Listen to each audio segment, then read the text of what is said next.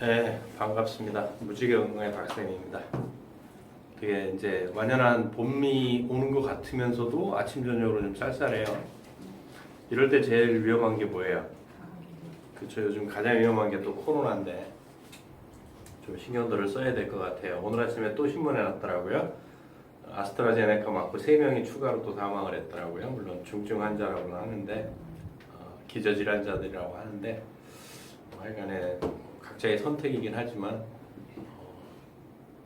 하여간 좀 위험한 것 같아요. 우리 대학원 제자가 이제 안양의 병원에 수간호사로 있는데 얼마 전에 통화를 했었는데 본인도 안 맞겠다 그러더라고요. 그래서 그게 되냐? 의료인부터 맞아야 되니까 오동생도 맞아라. 이렇게 국가 시책에 이렇게 삐딱하게 나오면 되느냐? 교수님 어떻게 하시려고 그래서 나는 안 맞지 그랬거든요.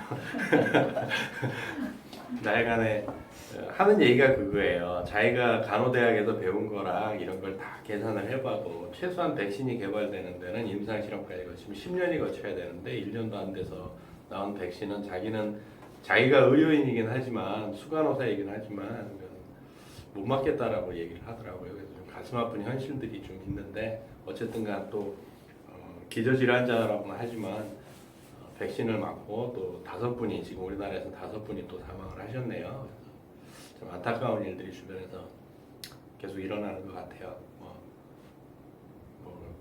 그런 일들이 있다 하더라도 또 이제 사는 사람은 또 열심히 살아야 되기 때문에 우리는 또 열심히 공부를 해야 돼요. 네. 공부를 해야만이 우리는 또 살아남을 수 있으니까. 네. 그렇죠? 왜냐면 세상이 너무 빨리 변하니까 제가 학교 다닐 때 배우던 그거 가지고는 앞으로 세상을 살아가기가 너무너무 힘든 것 같아요. 어제 신문에 났던 기사 중에 하나가 뭐예요? 이제 뭐 커피가 이게 뭐 로봇이 커피 타주는 건 좀 오래됐고요. 실질적으로 구파발에 있는 모를 가가지고 저희도 그 로봇 팔이 타주는 커피를 한번 뽑아 먹어봤었어요. 굉장히 빠르고요. 맛있더라고요. 들쭉날쭉은 안 하겠죠. 그 맛은 항상 일정하겠죠. 거기다 또 되게 많고 어느 식당 같은 데 가면 이제 완전히 없대요. 키오스크 하나 있고 그러면 거기서 주문하면 그때 로봇이 그때 다 다듬는데요. 재료들을 다듬어서 즉석에서 만들어주는 식당도 많이 늘었다고 하더라고요. 그러니까 이제 점점 사람이 필요 없는 세상이 되는 건지 어쩐지 모르겠지만 그럴수록 우리는 어떻게 가야 되냐면 하이터치 쪽으로 가야 돼요. 그게 이제 살아남는 길이거든요. 사람이 로봇이 할 수 없는 영역으로 우리는 이렇게 진입을 해야 됩니다. 그러려면 뭐가 가장 좋을까요? 점점 고령화 시대는 되고 앞으로의 주역은 뭐 5, 60대 뭐 10년 뒤면은 이제 여기 계시는 분들도 그렇고 뭐 대부분 이제 뭐 5, 60대가 다 되는데 그때 주역들이 그 세대들이기 때문에 그 세대들과의 공감이라든지 이런 것들을 우리 또 많이 키워나가야 돼요. 그런데 60대, 70대가 돼서 가장 큰 공감을 가질 수 있는 게 뭘까요? 앞으로 세대는 자식 얘기도 아닐 것 같고요. 본인의 건강일 것 같아요. 그래서 우리 건강 공부를 열심히 하는 게 또 맞는 게 아닌가라는 생각을 또 해봅니다. 이런 시대일수록 또 각자 면역이 또 굉장히 중요한 시기가 또 되니까. 그래서 이제 지난번에 이어서 이제 힐링 팩터를 계속 할 건데 이제 7장이 뭐냐면 불가사의한 분자를 찾아서라는 제목을 가지고 이제 해놓은 거예요. 그러니까 20세기 초 65페이지에 보게 되면 뭐라고 되어 있냐면 20세기 초 괴혈병에 대한 실험의 대부분은 비타민 가설과 결핍 질환의 개념을 고안해낸 영양학자들에서 이루어졌다라는 거죠. 그러니까 괴혈병을 전형적인 식이부족에서 기인을 한 거고요. 그래서 너무 웃기는 게 지금은 그 해상법이 어떻게 바뀌었는지 모르겠지만 이게 이제 괴혈병이 나오는 거 선원들이 신선한 과일이나 채소 섭취 못하기 때문에 비타민 C가 부족해서 괴혈병이 걸린다라는 거를 이제 알고 나서 해양법이 어떻게 바뀌었냐면 배가 출항할 때 레몬이 몇 박스가 실려야 되는 거예요. 인원수 비례해가지고. 그래서 그게 안 되면 출항 허가가 안 났었거든요. 근데 제가 알기로 2000년대 초반도 아직도 배에 레몬이 몇 박스가 없으면 출항 허가가 안 나오는 그런 구시대 발상들을 하고 있는 걸로 알고 있었거든요. 그러니까 지금은 모르겠어요. 지금 2020년이 지난 지금 시점에서 모르겠는데 2000년대만 해도 배 안에 레몬이 없으면 출항허가가 안 났다는 그게 법으로 그랬었거든요. 그래서 항상 이 법은 뒤쳐져 있는 것 같아요. 그러니까 마찬가지로 이것도 그랬던 것 같아요. 괴혈병의 원인이 되는 동시에 치료제로 활용할 수 있는 물질이 신선한 야채와 과일에 존재하는 특정 요소라는 모호한 사실만으로 그 물질을 비타민 C라고 이름 붙였다라고 이제 평생 그 아스코르빈산을 연구하신 어윈스톤 박사는 얘기를 하는 거죠. 그래서 그냥 단순히 비타민 C라고 붙였지만 사실 아스코르빈산은 훨씬 더 포괄적인 개념이거든요. 그런데 이제 지난 시간에도 다시 한번 말씀드렸던 것으로 기억을 하는데 자꾸 이렇게 그러니까 화학적으로 만들어내놓고 아스코르빈산이라는 단어를 자꾸 붙여가지고 저 같은 경우는 그냥 비타민 C로 통용을 했었는데 어윈 박사님 같은 경우는 이제 그거를 아스코르빈산을 비타민 C라고 빈약하게 이름 붙였다라고 이렇게 표현을 해주셨어요. 그래서 아까 얘기한 대로 7장의 제목이 불가사의한 분자라고 얘기를 한 거고요. 8장에 보면 아스코르빈산과 유전학 그래가지고 이제 나와 있는데 자연에 존재하는 수천 종류의 포유류 가운데 오직 인간, 원숭이, 기니피그 세 종만이 음식을 통해 비타민 C를 섭취해야 한다. 나머지 동물들은 어떻다고요? 자체 생산을 다 한다는 얘기예요. 비타민 C가 신체에서 효과를 보이는 용량 또한 다른 비타민과 비교했을 때 훨씬 높았다. 근데 우리 현대인들은 어때요? 비타민 C를 많이 먹죠? 굉장히 많이 먹어요, 사실은. 뭘로 많이 먹을까요? 그런 건 아닌 것 같고요, 제가 봤을 때. 요즘 젊은 친구들이 그렇게 채소를 많이 먹나요? 그리고 채소를 먹는다 하더라도 농약과 뭐 비료, 인공 비료 이런 것들 때문에 사실은 비타민 C가 많이 파괴돼 있어요, 실질적으로. 거기다가 또 어떻게 길러요? 비타민 C든 무슨 뭐 영양소들이 풍부하려면 자연 햇빛을 많이 쐬야 사실은 굉장히 풍부한 영양소들이 되는 건데 지금은 비닐하우스라든지 수경재배 이런 형태이기 때문에 거진 많이 줄었단 말이에요. 그러다 토양 자체에도 또 어때요? 별로 존재하지 않거든요. 미네랄조차도 그렇게 많지 않기 때문에 대표적인 게 어떤 걸까요? 산성비가 한번 쓸고 가면 어떻게 돼요? 토양에 있는 영양소들도 다 씻겨 내려가 버리기 때문에 식물이 자랄 수 있는 환경이 안 돼요.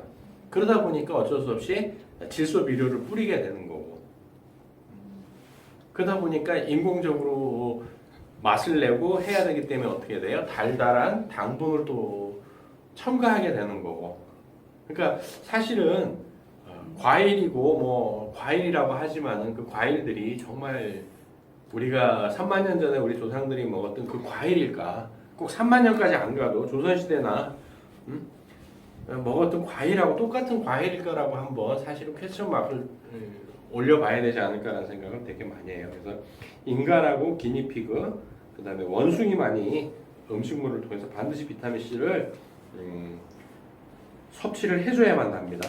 나머지 동물들은 지난번에도 말씀드렸지만 실험실의 쥐 같은 경우도 스트레스를 확 받으면 5g씩까지도 막 생산을 해요. 5g이라니까 별로 안 되는 것 같지만 5,000ml예요.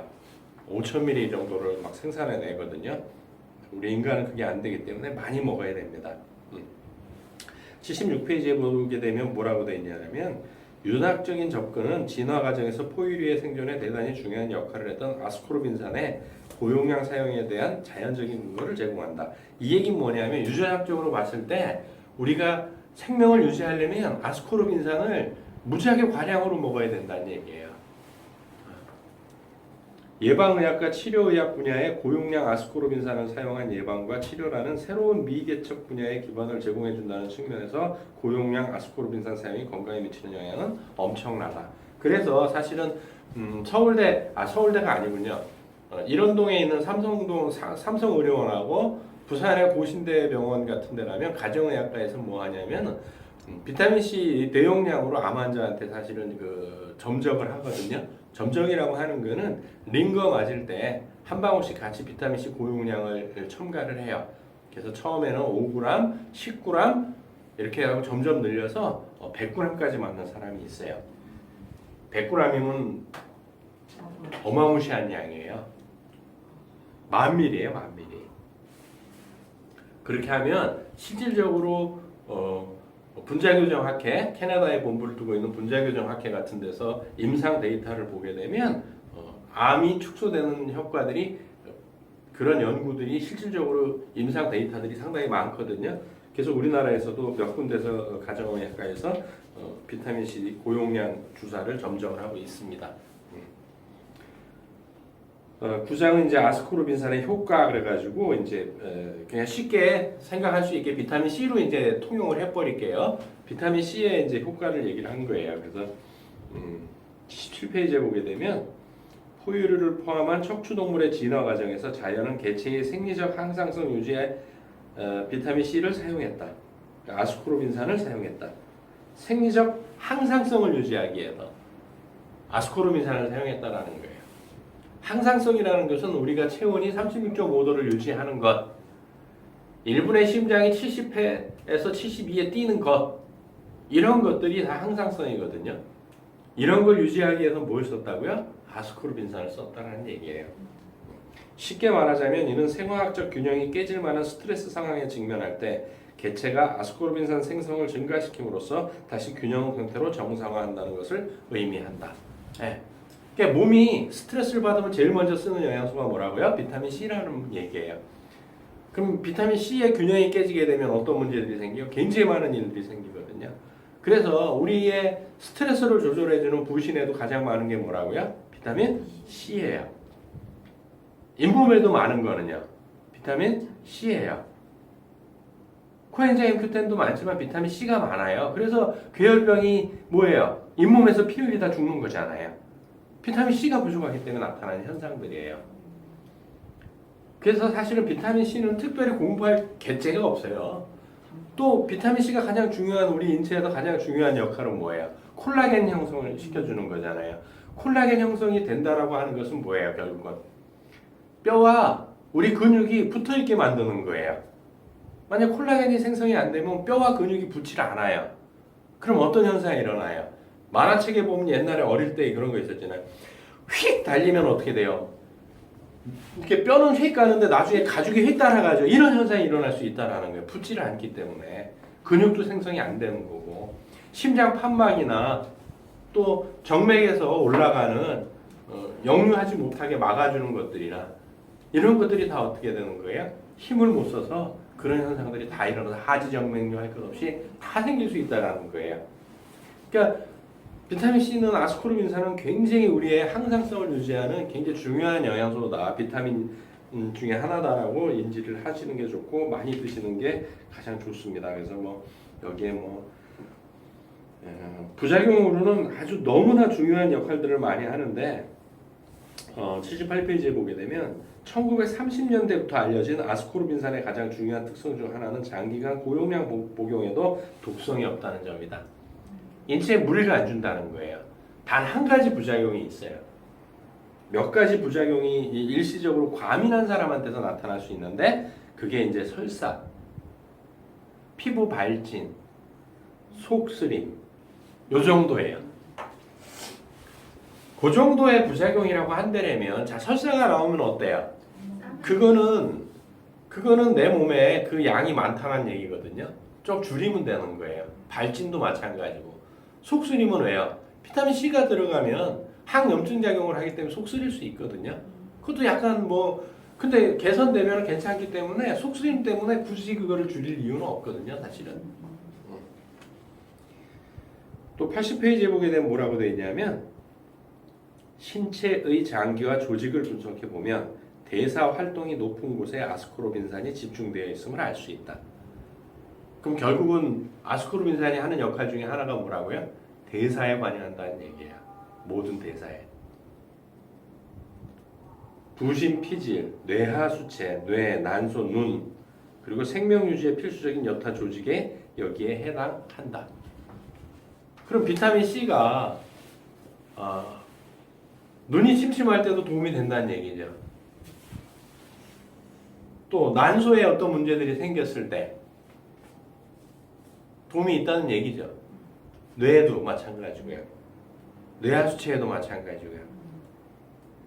그러니까 굉장히 중요한 영양소라는 얘기예요. 이래서 굳이 공부할 필요가 없었던 거예요. 그냥 생명의 불꽃이다. 그 이상 무슨 필요가 있겠어요, 그죠? 그래서 이제 아스코르빈산의 중요한 생화학적 기능 중 하나는 단백질과 비슷한 물질인 콜라겐의 합성, 형성 및 유지다. 콜라겐은 신체에서 가장 중요한 구조적 물질이다. 이는 세포간 물질로 기관과 조직을 시멘트처럼 조화롭게 제 위치에 고정시키는 역할을 한다. 이 얘기는 잘 들어보셔야 돼요. 제 위치에 딱 들어갈 수 있도록 만들어준다 그러죠. 잘 봐보세요. 개복 수술을 하고 나서 다 끄집어냈단 말이에요. 잘라내고 그러면 아 이건 위치가 여기니까 이건 그 제자리에다 넣어야지 이렇게 넣지 않거든요. 그 자리에다 그냥 다 쓸어 넣어요. 한꺼번에 다 쓸어 넣고 꼬매면 지가 알아서 장기를 다 찾아가거든요. 지 자리를 찾아가요. 그 기능이 뭐가 한다고요? 아스코르빈산이 하는 거예요. 그럼 부족하게 되면 어떻게 돼요? 지 자리를 못 찾아갈 수도 있다는 얘기예요. 굉장히 중요한 작용이에요. 그래서 또 뼈 안에서 뼈의 질긴 성질과 유연성을 부여하고 취약해지는 것을 방지하는 것이 역시 콜라겐의 역할이다. 콜라겐이 없다면 신체는 바로 산산조각이 나거나 용해된다. 녹아난다라는 얘기예요. 이거를 유지하는 게 뭐라고요? 아스코르빈산, 비타민 C라는 얘기예요. 그러니까 많이 먹어야 되겠죠, 당연히. 이런 것들 때문에 제가 굳이 그러니까 비타민 C에 대한 강의를 할 이유가 없었거든요. 그냥 많이 먹어라. 많이 먹고 어느 정도 많이 먹느냐? 설사하기 전까지 먹어라. 그게 최상이다. 그렇게 강조를 했었던 거죠. 강의할 때도. 또 중요한 역할 중에 하나가 뭐냐면 82페이지에 아스코르빈산은 체내 독성 물질의 해로운 영향에 반대로 작용해 이를 중화시키는 강력한 해독제 역할을 한다. 그러니까 현대인들은 몸이 많이 독소들이 많잖아요. 이걸 중화시키는 게 뭐라고요? 비타민 C다. 그래서 비타민 C를 많이 먹으면 해독작용이 된다. 설사라고 하는 건 사실은 많이 먹어서 고용량으로 인해서 과용이기 때문에 설사도 할 수 있지만 설사의 기본적인 과정은 뭐예요? 몸의 독소를 빼내는 거거든요. 그럼 설사를 일으킨다고 한다면 일부러 설사를 일으킬 필요는 없지만 내 몸 안에 비타민 C가 들어가서 어쩌면 독소들을 빼내기 때문에 설사가 일어날 수도 있다는 가능성이 있는 얘기예요. 또 아스코르빈산은 훌륭한 무독성 이뇨제로도 작용한다. 이뇨제. 그러면 우리가 혈압약을 한 가지, 혈압약은 세 가지 종류거든요. 그 중에 하나가 뭐예요? 이뇨 현상을 일으켜서 혈압을 다운시키는 게 있거든요. 그렇다고 한다면 천연적인 이뇨 현상을 일으켰으니까 비타민 C를 많이 먹으면 뭐가 일어난다고요? 이뇨 현상이 일어나죠. 네. 그럼 혈압이 어떻게 돼요? 내려갈 수 있겠죠. 그래서 고혈압 환자한테도 사실은 비타민 C가 약처럼은 뭐라고 말씀 못 드리지만 도움이 될 수 있다라고 말씀드릴 수 있다라는 거예요. 그게 딱 고혈압에 좋다라는 뜻은 아니고요. 네. 천연적인 이뇨 현상을 일으키니까. 또 강력한 바이러스 박멸제이기도 하다. 바이러스를 박멸해 준대요. 요즘 코로나19는 뭐예요? 바이러스죠. 얘를 박멸해 줄 수 있을지 없을지는 아직 몰라요. 과학적인 그게 안 나왔으니까. 그런데 그 기존의 많은 바이러스들은 비타민 C가 박멸해 줬다라는 얘기예요. 그럼 일만의 가능성은 있겠죠. 그럼 좀 많이 드시면 되죠. 그래서 아주 좋은 거 천연 제품을 사 먹기 너무 부담스럽다 그러면은 섞어서 칵테일해서 시중에서 파는 좀 싼 비타민 C하고 해서 좀 3, 4g씩 챙겨 먹으면 그래도 좀 도움되지 않을까라는 생각을 또 가지게 되고요. 여기서 이제 바이러스가 어떤 거냐면 소아마비, 헤르페스 감염증, 인두종, 수족구병, 광견병과 같은 질병을 일으키는 원인 바이러스에 작용할 수 있다라고 책에 기재돼 있어요. 고용량의 아스코르빈산을 사용할 경우에만 항바이러스 능력이 발휘된다. 고용량이에요. 70ml 먹어서는 항바이러스 현상이 일어나지 않는다라는 얘기예요. 이런 것들도 다 물리칠 수 있다라는 거고, 이제 십장은 어떻게 바로잡을 것인가 그래가지고 저아스코르빈산 혈증이 나타나는데 이제 어떤 질병들을 얘가 이제 몰아낼 수 있는가, 이것들이 이제 십장에 쭉 나와 있거든요. 그래서 이제 86페이지에 보게 되면 지난 60년간 인류는 음식이 우리에게 필요한 아스코르빈산을 완전히 제공해주고 있다는 그릇된 믿음을 가지고 있다. 잘못되어 있다는 거예요. 비타민 이도론의 좁은 목표와 급성 괴혈병과 만성 저아스코르빈산 혈증을 구별하지 못한 것이 이러한 잘못된 믿음을 불러왔다. 그러니까 뭐예요? 비타민 C 그러면 그냥 단순히 괴혈병만 막아준다 라고 생각을 했는데 저아스코르빈산 혈증이 나타나게 되면 모든 질병이 발생한다라는 건데 그걸 동일시했다. 그냥 괴혈병으로만 봤다라고 얘기를 하는 거예요. 그래서 이름도 뭐라고 지었다고요? 비타민 C라고 명명을 했다라는 얘기예요. 근데 아스코르빈산은 그 역할에 끝나지 않는다라는 얘기예요. 앞에 책에서 뭐라 그랬어요? 아스코르빈산이 부족해서 나타나는 최종적인 게 괴혈병이라는 얘기죠. 시초가 아니고 최종적인 단계가 괴혈병이라는 얘기예요. 잇몸에서 피 철철 흘리면서 죽어가는 거. 그래서 몸무게 70kg인 성인 같은 경우는 하루에 2000에서 4000mg의 아스코르빈산을 섭취해야 한다. 그래서 제가 항상 강의를 할 때 대학원에서도 그렇고 지방에서도 이제 코로나 터지기 전에 강의할 때도 3g 정도는 먹어라. 그래야 인간다운 삶을 살 수 있다라고 얘기를 했던 이유가 3g. 근데 이 책에서도 나오잖아요. 2000에서 4000이니까 사람에 따라 하니까 평균값으로 3,000을 얘기를 했던 거죠. 건강을 유지하고 싶다라고 한다면 3,000원 정도는 먹어줘야 되지 않나. 또 스트레스가 있는 환경에서는 어느 정도 필요할 것 같아요, 우리 몸에.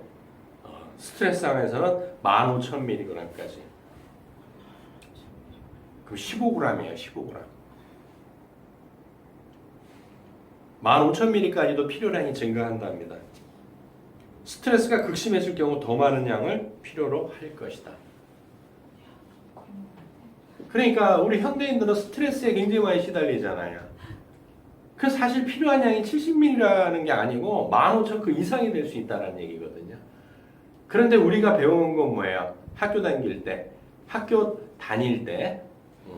서울은 학교를 다니는 거고 지방은 학교를 댕기는 거예요.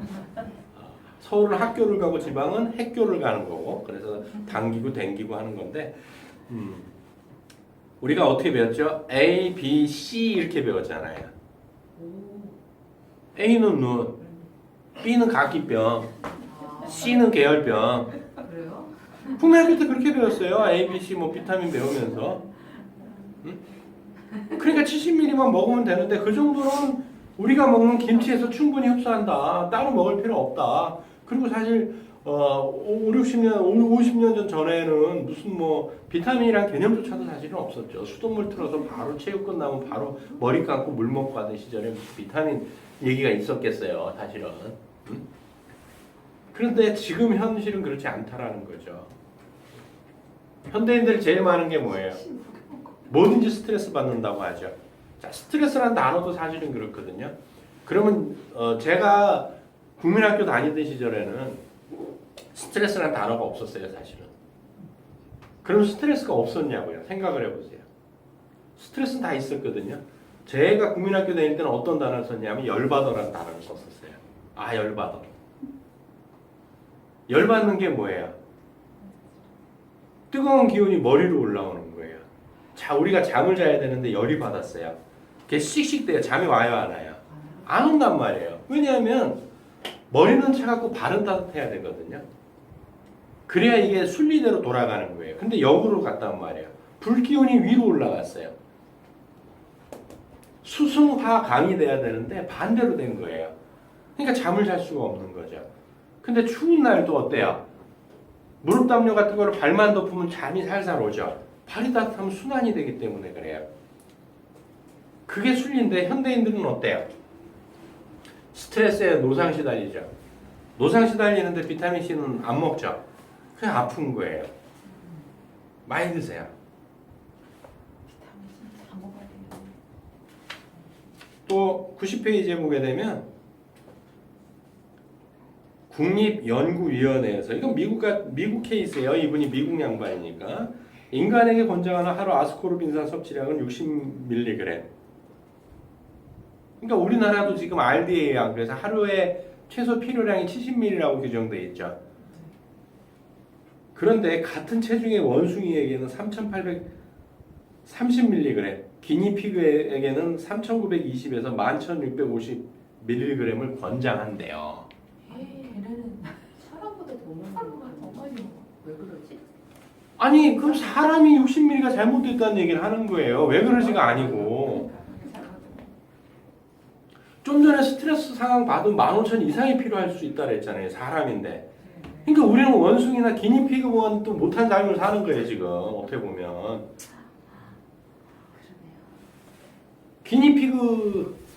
피그가 돼지잖아요. 기니 쪽에 그러니까 사는 돼지만한 쥐새끼가 기니피그거든요. 쥐예요. 설치류란 말이에요.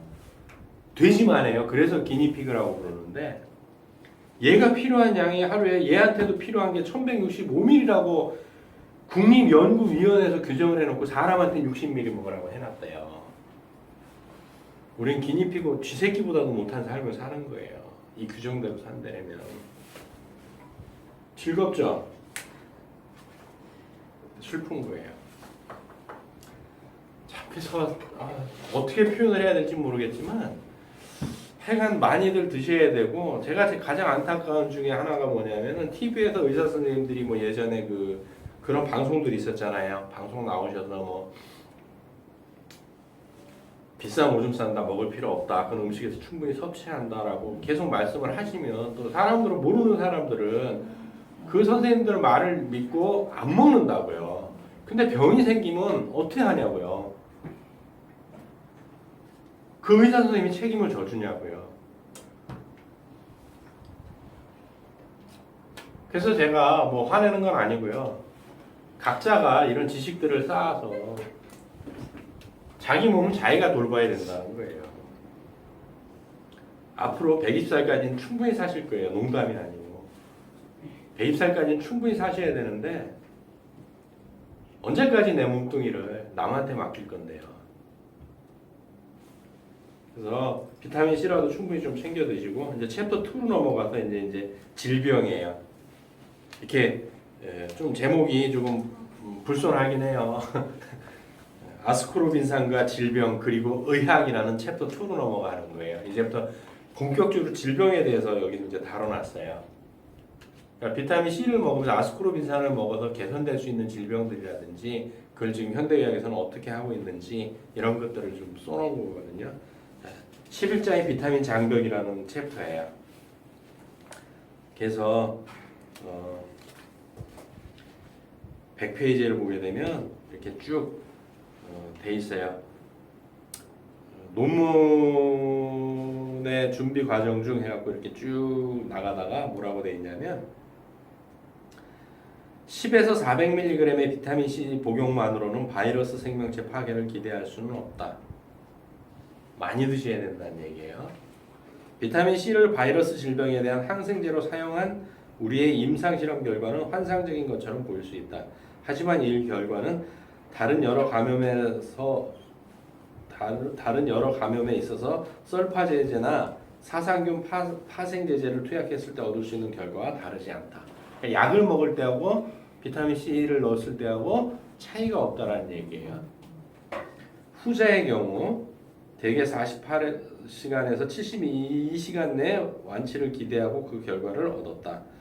그렇다면 여러 바이러스 감염이 아스코르빈산으로 인해 비슷한 시간 내에 완치되었다고 할 때 역시 이것이 기적적인 일이라고 해서는 안 될 것이다.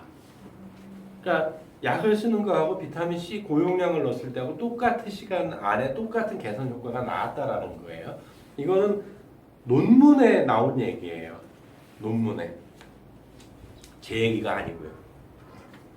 그래서 12장에는 이제 11장은 그런 포괄적인 얘기였고 12장부터 이제 어떤 얘기가 나오냐면 감기부터 나오기 시작을 해요. 그 시간이 지금 30분이 거의 다 됐기 때문에 감기부터는 다음 주에 할 건데 무슨 말씀을 드리고 싶냐면 병원을 불신해라 가지 말아라는 뜻은 아니에요. 병원도 가셔야 돼요. 그런데 집에서 좀 엔간한 거 이런 것들이 있을 때는 비타민 C를 약간 고용량으로 복용하시는 것도 바이러스를 대처하는데도 좋은 방법 중에 하나다라고 자신 있게 말씀드릴 수 있거든요. 물론 선택은 각자가 하는 겁니다. 그렇지만 부작용 없이 먹을 수 있는 비타민 C를 아스코르빈산을 천연제제를 찾으셔서 드시는 게 건강한 또 한 주를 위한 일이 아닌가라고 생각을 해보고요. 또 다음 주에 만나 뵙도록 하겠습니다. 수고하셨습니다.